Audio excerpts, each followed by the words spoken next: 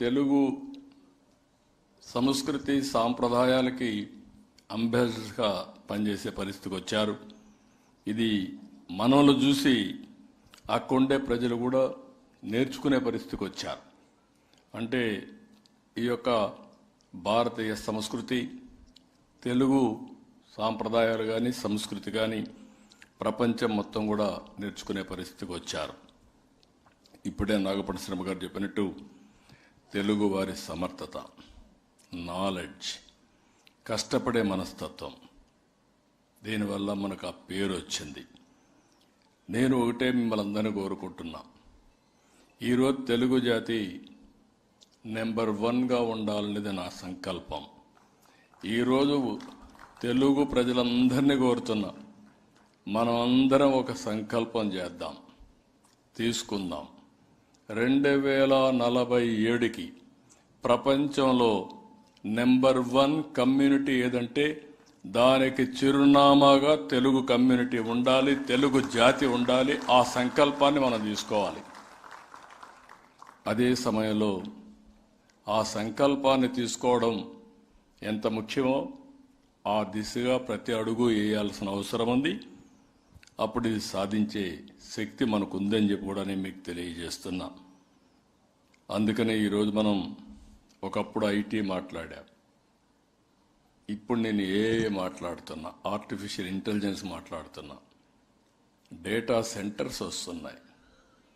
అదే సమయంలో ఆ రోజు నేను ఐటీ మాట్లాడితే ఇప్పుడు డేటా సెంటర్సే కాకుండా క్వాంటమ్ కంప్యూటింగ్ మాట్లాడుతున్నాం.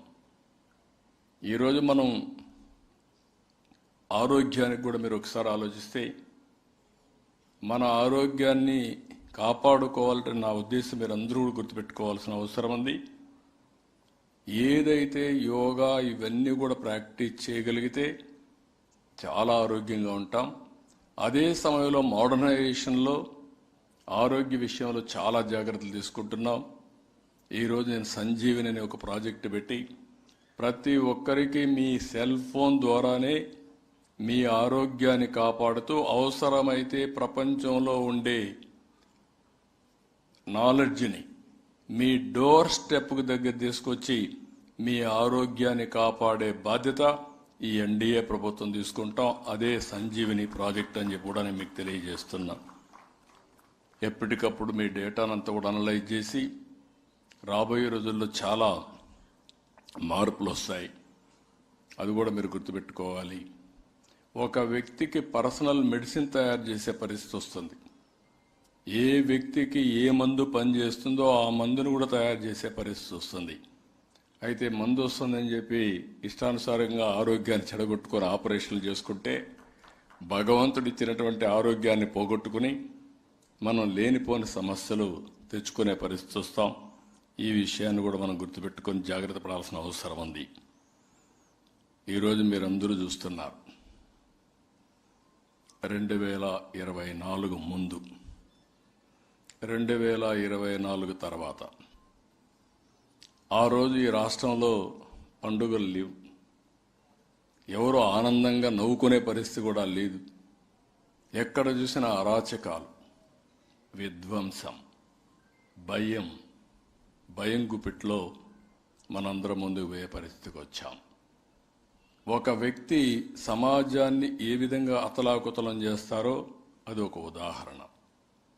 ఆ రోజు నేను, పవన్ కళ్యాణ్ గారు, జనసేన అధినేత, మేము ఒకటే ఆలోచించాం, ఈ రాష్ట్ర భవిష్యత్తును కాపాడవలసిన బాధ్యత మా మీద ఉంది. ఆ బాధ్యతను కాపాడడానికి 2 పార్టీలు కలవడమే కాకుండా ఎన్డీఏతో కలిపి, అంటే బీజేపీతో కలిసి ఎన్డీఏ ఏర్పాటు చేశాం. మీ విజ్ఞతకి, ప్రజల విజ్ఞతకి మనస్ఫూర్తిగా ధన్యవాదాలు తెలియజేస్తున్న ఈ పండుగ పూట 94% ఏ అభ్యర్థిని పెట్టినా గెలిపించారు. అయితే ఈ యొక్క 21 నెలలు, 24 గంటలు మేము ఒకటే ఆలోచిస్తున్నాం, ఈ రాష్ట్రంలో సంక్షేమం, అభివృద్ధి, సుపరిపాలన, ఈ 3 కూడా ఏ విధంగా ముందుకు తీసుకుపోవాలనో అనునిత్యం ఆలోచిస్తున్నాం. ఆ దిశగానే పాలసీలు కూడా తీసుకొచ్చాం. నేను ఒకటే ఆలోచిస్తున్నాం,